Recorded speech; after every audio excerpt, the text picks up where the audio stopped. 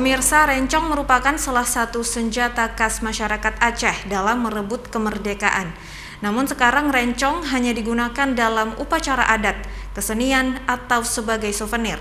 Usaha ini tetap dilakoni para pengrajin meski di tengah pandemi.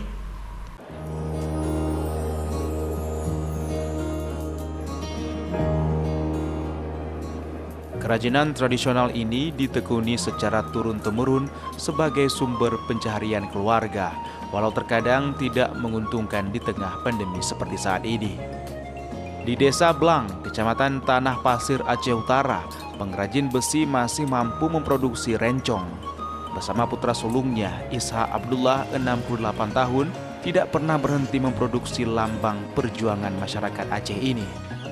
Dibekali peralatan bengkel seadanya dan bahan baku tanduk kerbau, serta tempat pengapian dan besi buangan, kerajinan ini dikerjakan secara tradisional sejak puluhan tahun yang lalu.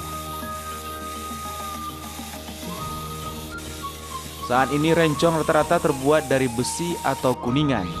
Proses pembuatan dilakukan secara manual, mulai dari membentuk gagang rencong yang terbuat dari besi, hingga membentuk gagang rencong dan sarung, yang biasanya dibuat dari bahan tanduk kerbau. Menurut Isha Abdullah, untuk satu rencong ukuran sedang membutuhkan waktu selama 4 jam proses pembuatan. Dalam sehari, Abdullah bersama anaknya mampu memproduksi sebanyak 4 buah rencong. Pekerjaan ini telah ditekuni Isha Abdullah sejak tahun 1977. Untuk harga sangat bervariasi dan tergantung ukuran dan bahan baku. Sebuah rencong bisa dihargai mulai 300.000 hingga 3 juta rupiah. Usaha ini tidak pernah berhenti meski diterpa pandemi. Usaha ini hanya terhambat jika kekurangan material besi wajah dan tanduk kerbau. Yang paling murah 300.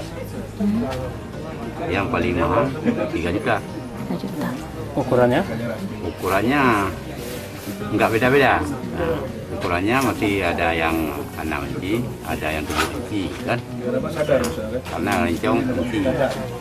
Hasil kerajinan rencong ini banyak dipasarkan ke mancanegara dan beberapa provinsi di Indonesia. Bahkan tempat kerajinan rencong milik Isha sering dikunjungi tamu dari luar daerah untuk membeli rencong. Rencong banyak dijual di sejumlah gerai atau toko yang ada hampir di seluruh Aceh. Rencong biasanya dipesan sebagai buah tangan atau oleh-oleh bagi para pendatang yang berasal dari luar Aceh. Dari Kabupaten Aceh Utara, Armia Jamil Didik Ardiansyah Ainus melaporkan.